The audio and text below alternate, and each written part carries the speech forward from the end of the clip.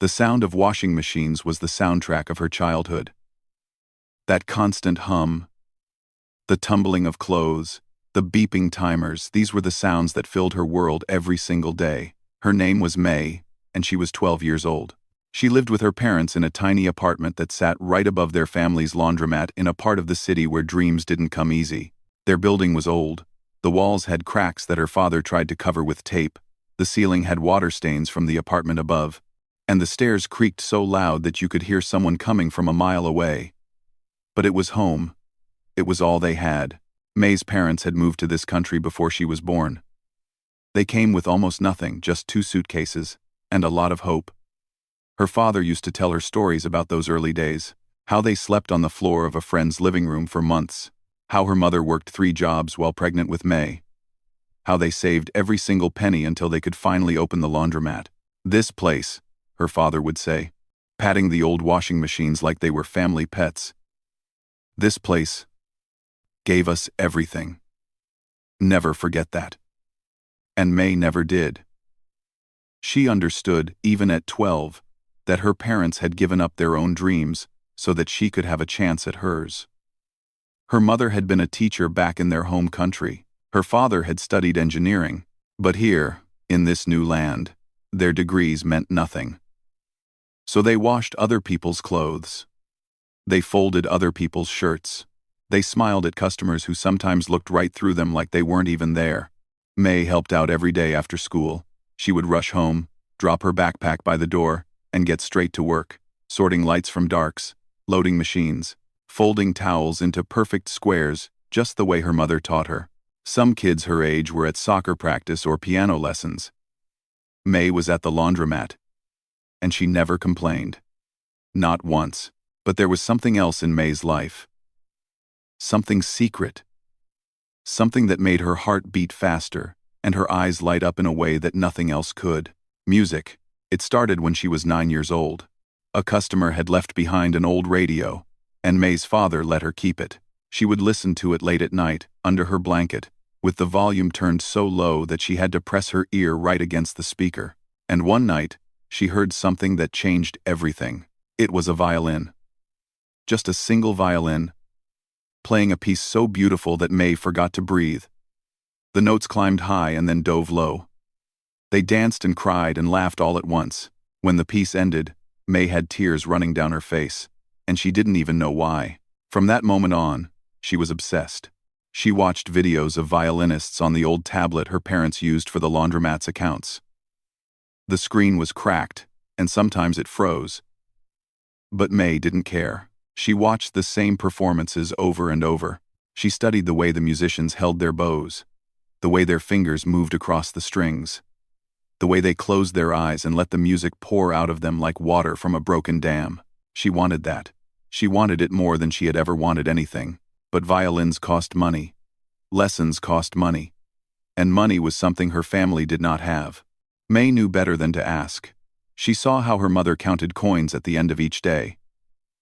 She saw how her father wore the same 3 shirts because he refused to buy new ones. Asking for a violin would be like asking for the moon. So May did what she always did. She found another way. Every Saturday, she walked to the thrift store 6 blocks away. It was a dusty little shop run by an old woman who always smelled like lavender. May would go straight to the back corner where they kept the random items: old lamps, broken clocks, toys, missing pieces, and she would look for instruments. Weeks passed. Then months. May found a guitar with no strings, a keyboard with half the keys stuck, a flute that was bent in the middle, but no violin. Never a violin. And then, one rainy Saturday, she saw it. It was sitting on the bottom shelf, half hidden behind a stack of old board games. A violin. A real violin. The wood was scratched. The strings were old. The case was missing, and someone had wrapped it in a plastic bag. But to May, it was the most beautiful thing she had ever seen. She picked it up with shaking hands. She was almost afraid to look at the price tag. When she finally did, her heart nearly stopped. $8. May had exactly $9.32 saved up. Money she had collected from coins people left behind in the laundromat. She had been saving it for almost a year. Not knowing what for, now she knew. She bought the violin that day. She carried it home in the rain, holding it against her chest like it was a baby. When she got back to the apartment, she hid it under her bed. She didn't tell her parents. She wasn't sure why. Maybe she was afraid they would think it was silly. Maybe she was afraid they would tell her she didn't have time for such things. Or maybe she just wanted something that was only hers. A secret dream in a life that had so few. That night, after her parents went to sleep, May crept out of bed. She took the violin and tiptoed to the stairwell, the one between their apartment and the laundromat. It was cold there, and the light was dim, but it was quiet. No customers. No machines. Just her. She held the violin the way she had seen in the videos. She placed the bow on the strings, and she played her first note. It was terrible. A screeching, scratching sound that made her wince. She tried again. Worse. Again. Still bad. Her fingers didn't know where to go. Her arm was too stiff. The bow kept slipping, but May didn't stop. She couldn't stop. Because somewhere inside that awful noise, she could hear what it could become. She could hear the music waiting to get out. Every night after that, she practiced. She taught herself using free videos on the cracked tablet. She paused and rewound the same 30 seconds 100 times. She learned finger positions, bow techniques, scales, and simple songs. Her fingers bled. They formed blisters that turned into calluses. Some nights, the pain was so bad that she wanted to cry. Some nights, she did cry, but she never stopped. Weeks turned into months. The screeching sounds slowly became actual notes. The notes became melodies. May was getting better. Not good yet, she knew that. But better. And for now, that was enough. No one at school knew about her violin. No one at the laundromat knew either. It was her secret. Her treasure. Her tiny piece of hope in a world that didn't offer her much. She practiced in that cold stairwell every single night. Sometimes until midnight. Sometimes until her arms ached so much she couldn't lift them anymore. She muffled the sound with a towel wrapped around the violin so the neighbors wouldn't hear. And in those quiet hours, alone with her music, May made herself a promise. One day, she would play on a real stage. One day, people would hear her. One day, she would prove that a girl from above, a laundromat, with an $8 violin and a cracked tablet, could make something beautiful. She didn't know how. She didn't know when. But she believed it with every single beat of her heart. And sometimes, belief is where every great story begins. 2 years passed. 2 years of secret practices in that cold stairwell. 2 years of bleeding fingers and sore arms. 2 years of watching the same videos over and over until May knew every note by heart. She was 14 now, and something had changed. The violin no longer fought against her. It sang with her.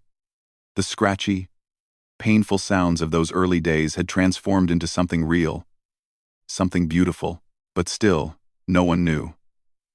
Not her parents. Not her classmates.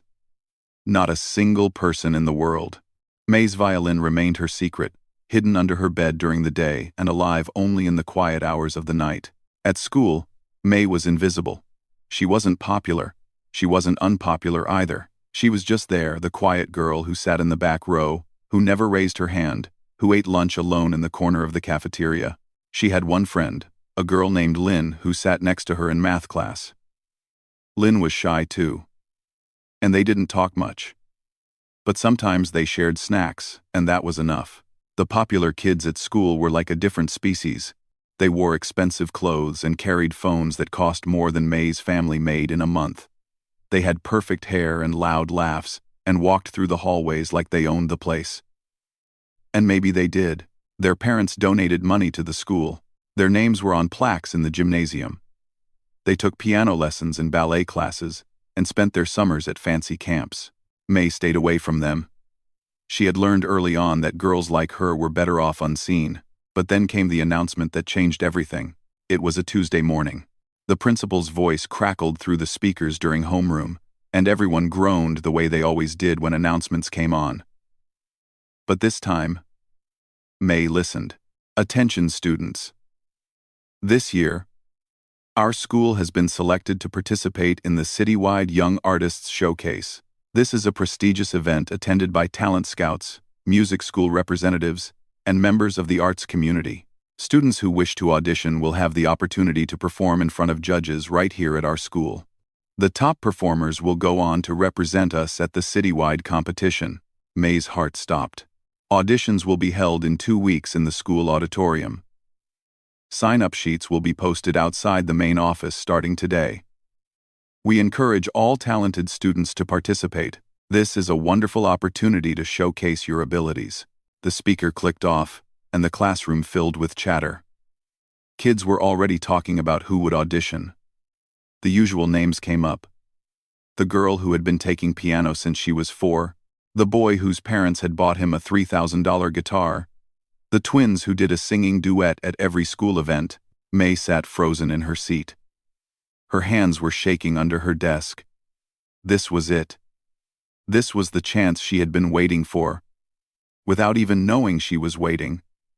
A real stage. Real judges. People who actually knew music. People who could really see her for the first time. But almost immediately, the fear came rushing in. What was she thinking? She couldn't audition. She had never played for anyone before. She had never even told anyone she played. Her violin was held together with tape. She didn't have nice clothes to perform in. She didn't have a teacher or a coach or anyone to tell her if she was actually good or just fooling herself. The bell rang, and May gathered her books slowly. She told herself to forget about it, to go back to being invisible. It was safer that way, but when she walked past the main office, she saw the sign-up sheet. It was a simple piece of paper, taped to the wall, with lines for names and a column for what instrument or talent each person would perform. A few names were already written down: piano, vocals, dance. May stood there for a long time. Students walked past her, some bumping her shoulder without even noticing. She stared at that paper like it was a door to another world. And then, before she could stop herself, she picked up the pen and wrote her name. Under the talent column, she wrote one word: violin. Her hand was trembling so hard that her handwriting looked like a child's. But it was done. She had signed up. There was no taking it back now. For the rest of the day, May felt like she was floating, half excited, half terrified. She couldn't focus in any of her classes. She kept thinking about the audition. What would she play? Would she be good enough? What would people think? She found out what people thought sooner than she expected. By lunchtime, word had spread. The sign-up sheet was the talk of the school. Everyone wanted to know who was auditioning for what. And somewhere along the way, someone had noticed May's name. She was sitting in her usual corner of the cafeteria, eating rice from a container her mother had packed, when she heard the laughter. Wait, are you serious?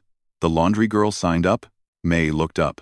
A group of popular girls was standing a few tables away, looking right at her. The one who had spoken was named Brittany, tall, blonde, always dressed like she was going to a fashion show. She was holding her phone and laughing. She put violin, another girl said, reading from her phone. Someone had taken a picture of the sign-up sheet. Does she even own a violin? Probably found one in a washing machine, Brittany said, and the whole group burst out laughing. May's face burned. She wanted to disappear. She wanted the floor to open up and swallow her whole. She looked down at her food, but she couldn't eat anymore. Her stomach was in knots. The whispers followed her for the rest of the day. In the hallways. In class. Even in the bathroom. She heard girls talking about her. I heard she's never even had a lesson. She probably can't even read music. This is going to be so embarrassing. I almost feel bad for her. By the time school ended, May was fighting back tears. She walked home quickly, her head down, her arms wrapped around herself. When she got to the laundromat, she went straight upstairs without saying hello to her parents. She closed the door to her tiny room, sat on her bed, and let the tears fall. What had she done? Why had she signed up? She had spent 2 years protecting her secret. And now the whole school was laughing at her. They didn't even know if she could play, and they had already decided she couldn't.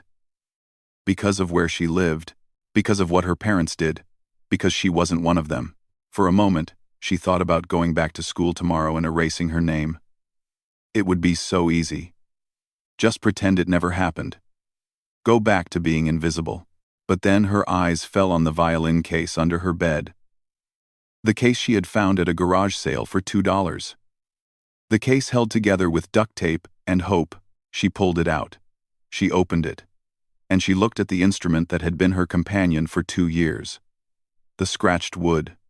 The worn strings she had replaced with money saved from coins. The bow that had become an extension of her own arm. This violin had heard her cry. It had heard her struggle. It had heard her grow. And it had never judged her. Not once. May wiped her tears. She picked up the violin and held it close. They could laugh all they wanted. They could whisper and point and make fun of her clothes and her family and her taped-up case. But they had never heard her play. They didn't know what she could do. They didn't know what she had inside her. And in 2 weeks, she was going to show them. She walked to the stairwell that night with a new fire in her chest. She placed the bow on the strings and began to practice with more focus than she had ever had before. Every note was a promise. Every measure was a step toward proving them wrong. The laughter still echoed in her head. But now, instead of breaking her, it was fueling her. May had something to prove. And she was just getting started. The next 10 days were supposed to be about preparation, about practice, about getting ready for the biggest moment of her life. But life had other plans for May. It started on a Wednesday, 3 days after she signed up. She was walking through the hallway between classes, her violin case in her hand. She had started bringing it to school so she could practice during lunch in an empty classroom. It was risky, but she needed every minute she could get. She was passing by the stairwell near the gym when it happened. A group of kids came around the corner fast, laughing and pushing each other. One of them bumped into May hard. She stumbled, and the violin case flew out of her hand. She watched in horror as it tumbled down the stairs. It hit the first step, then the second, then bounced all the way to the bottom with a terrible crashing sound. "Oops," one of the boys said. He didn't even look sorry. His friends laughed and kept walking like nothing had happened. May ran down the stairs, her heart pounding. She grabbed the case and opened it with shaking hands. The violin was still in one piece, but one of the tuning pegs had cracked, and the bridge, the small wooden piece that held the strings up, had shifted out of place. She wanted to scream. She wanted to cry. But she was in the middle of school, and people were already staring. So she closed the case, held it tight against her chest, and walked away as fast as she could. That night, she spent 3 hours trying to fix the damage. She watched videos on how to reset a bridge. She used wood glue on the cracked peg and prayed it would hold. By the time she was done, her hands were sore and her eyes were burning from staring at the small pieces for so long. The violin worked. Barely. The sound was slightly off, and the cracked peg made tuning difficult. But it was playable. It would have to be enough. 4 days before the audition, something worse happened. May came home from school to find the laundromat closed in the middle of the day. That never happened. Her parents kept it open from 7 in the morning until 9 at night. Every single day, seeing the lights off and the door locked made her stomach drop. She ran upstairs and found her mother sitting at the kitchen table, her face pale and tired. "What happened?" May asked. "Where's Dad?" Her mother looked up, and May could see she had been crying. "Your father collapsed this morning. He's at the hospital." The world tilted. May grabbed the edge of the table to steady herself. "What? Is he okay? What happened?" "The doctors say it's exhaustion. His body just gave out." Her mother's voice was barely above a whisper. "He's been working too hard. We both have. But he never complains, you know? He just keeps going and going until..." She couldn't finish the sentence. She buried her face in her hands. May stood there, frozen. Her father. The man who woke up at 5 every morning. The man who lifted heavy bags of laundry without ever complaining. The man who always smiled at customers even when they were rude. The man who told her bedtime stories about the old country when she was little. He was in a hospital bed somewhere, and she hadn't even known. The next few days were a blur. Her mother spent most of her time at the hospital, which meant May had to run the laundromat by herself. She woke up before dawn to open the shop. She loaded machines, folded clothes, handled customers, collected payments. She did homework during the few quiet moments between loads, and at night, when she finally closed up, she was so exhausted that she could barely climb the stairs to the apartment. She didn't practice. She couldn't. By the time she finished work each night, her arms felt like they were made of lead. Her fingers were too tired to hold the bow properly, and her mind was somewhere else entirely at the hospital, worrying about her father. 2 days before the audition, May sat down and counted.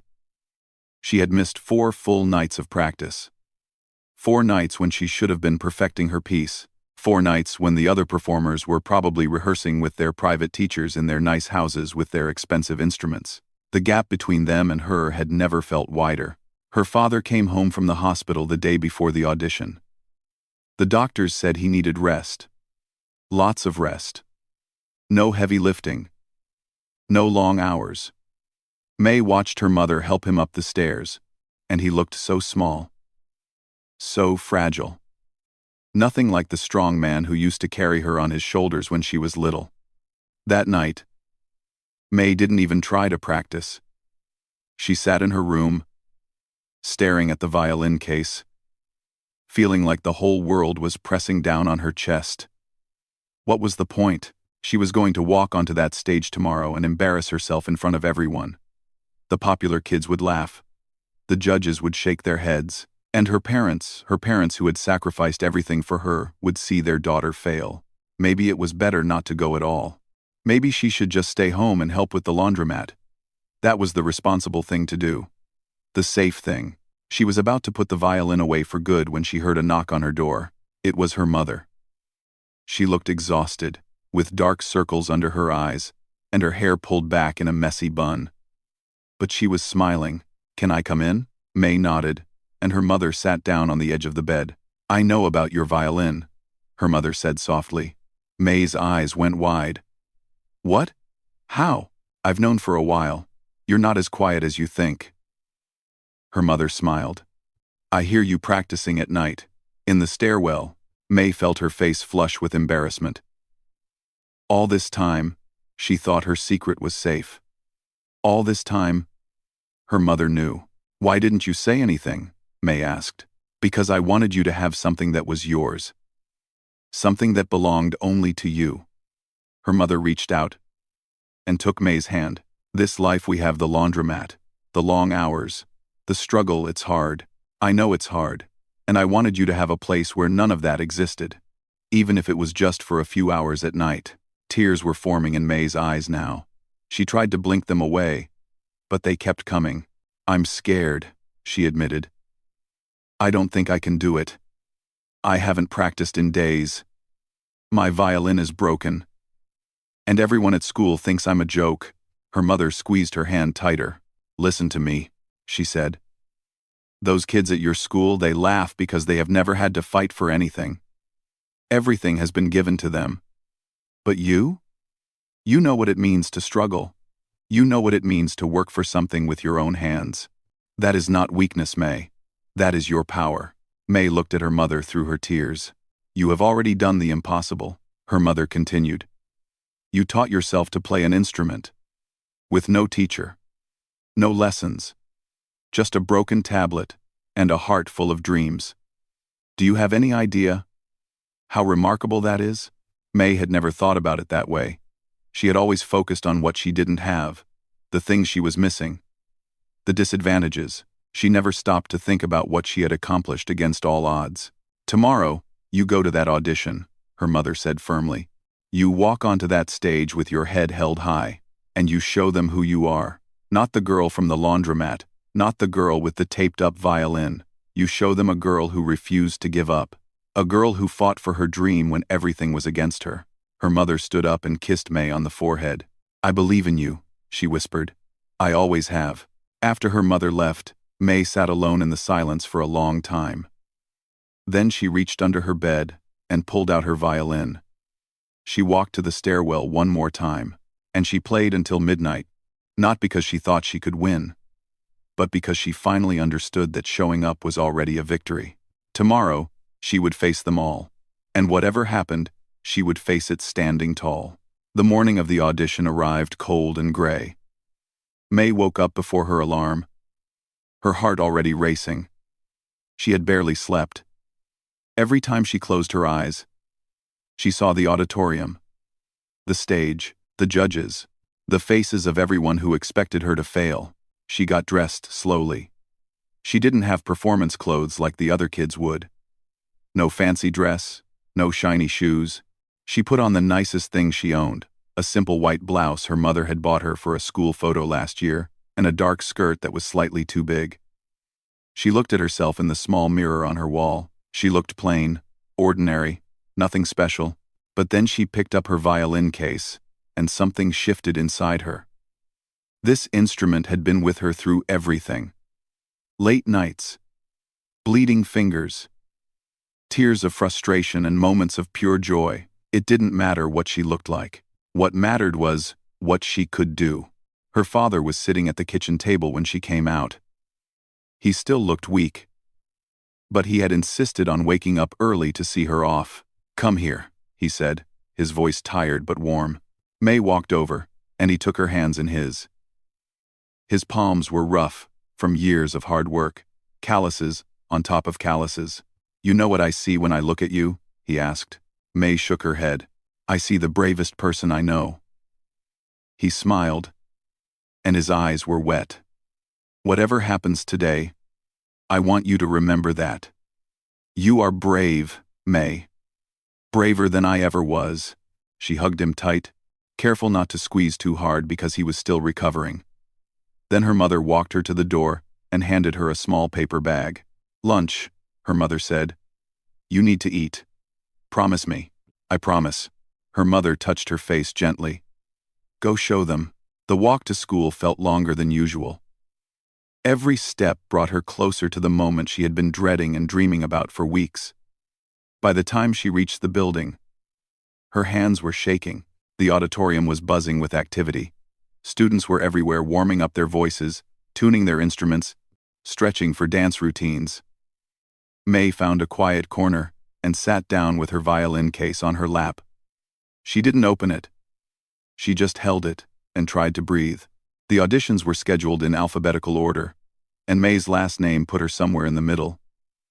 She would have to wait, and watch, and try not to fall apart before her turn came. The first performer was a boy with an electric guitar. He was good. Really good. The kind of good that comes from expensive lessons and years of practice. The judges nodded along and wrote notes on their clipboards. Next came a girl who sang a pop song. Her voice was clear and confident. She moved around the stage like she had been born there. When she finished, people actually clapped, even though they weren't supposed to during auditions. One by one, students took the stage. Piano players with perfect posture. Dancers with professional choreography. Singers who had clearly been trained by the best teachers money could buy. Each performance reminded May of everything she didn't have, every advantage she was missing. And then she heard the whispers. "She's actually here. I thought she would chicken out. This is going to be hilarious." May didn't turn around. She knew who was talking. She could feel their eyes on her back, burning like hot coals. She gripped her violin case tighter and stared straight ahead. Finally, her name was called. Next up, May Chen, violin. The walk from her seat to the stage felt like 1,000 miles. She could hear the murmurs in the crowd. She could see people nudging each other, smirking, pulling out their phones to record what they assumed would be a disaster. The stage was bigger than she expected. Bright lights shone down, making it hard to see the audience. But she could feel them, hundreds of eyes watching, waiting, judging. 3 official judges sat at a long table in the front row. They looked serious, professional. One of them, a woman with silver hair and sharp eyes, glanced at May's violin case and raised an eyebrow. May knew what she was thinking. The case was old, covered in duct tape, falling apart at the seams. It didn't belong here. But May did. She had to believe that. She had to. She set the case down and opened it. The violin looked even more worn under the bright lights. Scratched wood. Replaced strings. The tuning peg she had glued back together. It was ugly. It was broken. It was hers. She lifted it to her shoulder. The weight was familiar, comforting. She adjusted her grip on the bow and took a deep breath. The room was silent now. Not a respectful silence. An expectant silence. The kind that comes before a car crash. Everyone was waiting to see her fail. May closed her eyes. She thought about her mother's words, about her father's rough hands, about the stairwell where she had spent countless nights alone with her music, about the $8 she had saved coin by coin to buy this instrument, about every single person who had ever looked through her like she was invisible. And then she began to play. The piece was called Erta, a complex, emotional work that most violinists spent years mastering. May had chosen it because it was difficult, because it required everything she had, because it would either prove she belonged here or confirm every doubt anyone had ever had about her. The first notes floated into the silence. Soft, gentle, like a question being asked. Then the melody began to build. May's fingers moved across the strings with precision she didn't know she had. The bow danced in her hand, drawing out sounds that seemed impossible from such a battered instrument. The music swelled and dipped, climbed and fell, filling the auditorium with something that hadn't been there before. Emotion. Real, raw, unfiltered emotion. The kind that expensive lessons couldn't teach. The kind that only came from living through something, from struggling, from fighting, from refusing to give up when everything said you should. May played her whole life into that piece. Every night in the cold stairwell, every cruel laugh in the hallway, every moment of doubt and fear and loneliness, but also every moment of hope, every small victory, every time she hit a note perfectly and felt like maybe, just maybe, she could do this. The music poured out of her like water breaking through a dam. She forgot about the judges, forgot about the audience, forgot about the whispers and the phones and the smirks. There was only her and the violin and the story they were telling together. When she reached the final movement, something changed in the room. She could feel it without opening her eyes. The energy shifted. The silence was different now. Not mocking. Not expectant. Something else entirely. She played the last notes with everything she had left. The final chord hung in the air for a moment. Vibrating. Alive. And then silence. Real silence. The kind that comes when people don't know what to say. The kind that comes when something unexpected has happened. May opened her eyes. The silver-haired judge was staring at her with her mouth slightly open. One of the other judges had tears streaming down his face. He wasn't even trying to hide them. For a moment, nothing happened. The whole auditorium seemed frozen. And then, the silver-haired judge started to clap. Slowly at first. One clap, then another, then faster. And suddenly, the other judges joined in. And then, the students, row by row, people began to stand. Not because they were supposed to, not because someone told them to, but because they couldn't help it. The applause grew louder. It rolled through the auditorium like thunder. People were on their feet. Some were cheering. Some were crying. Some were just staring at May like they were seeing her for the first time. Because they were. For the first time, they weren't looking at the girl from the laundromat. They weren't seeing the taped-up violin case or the second-hand clothes or the quiet student who ate lunch alone. They were seeing something else entirely. They were seeing someone who had just done the impossible. May stood on that stage, her violin still in her hands, her heart pounding so hard she thought it might burst. She looked out at the sea of faces, including the ones that had laughed at her. The ones that had whispered behind her back, and she didn't feel angry. She felt free. For the first time in her life, she had been truly seen. And that was worth more than any award they could give her. May walked off that stage in a daze. Her legs felt like they belonged to someone else. Her hands were still trembling. But not from fear anymore. From something else. Something she couldn't name. She found her way back to her seat in the corner, and for a while, she just sat there. The auditions continued. Other students performed. But May barely heard them.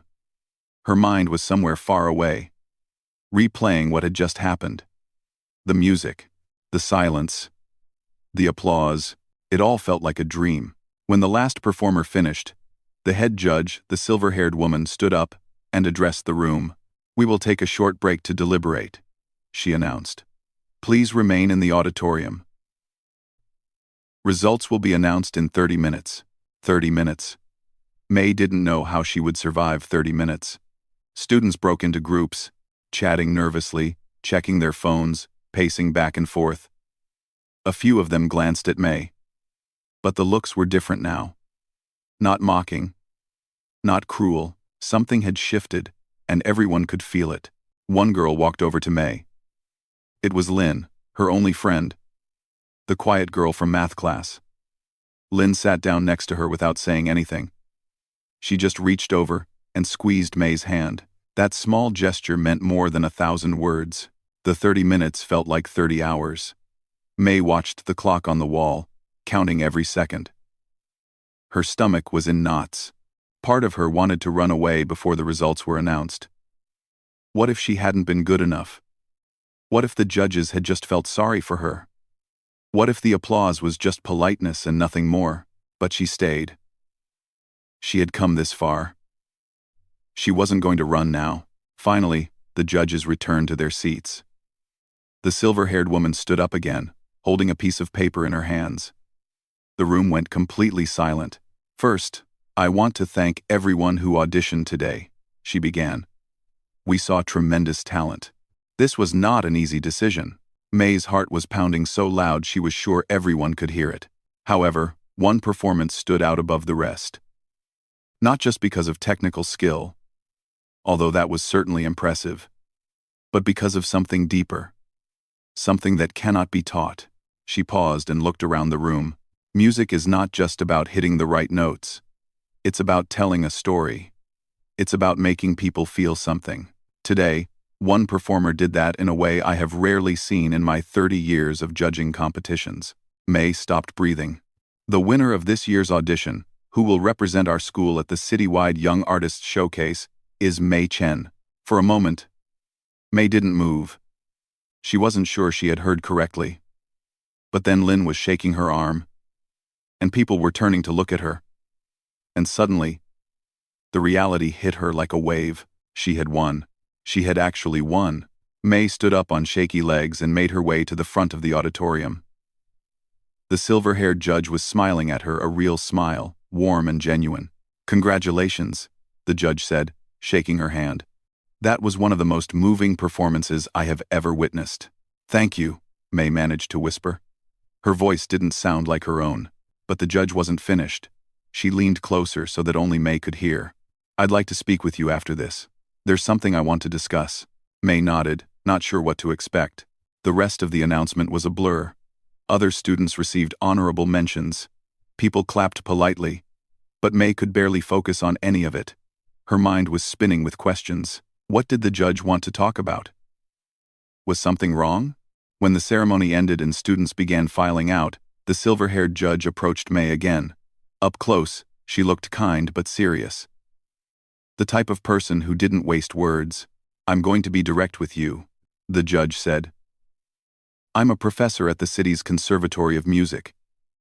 I've been teaching violin for over 25 years, and in all that time, I have never seen someone your age play with that kind of emotional depth."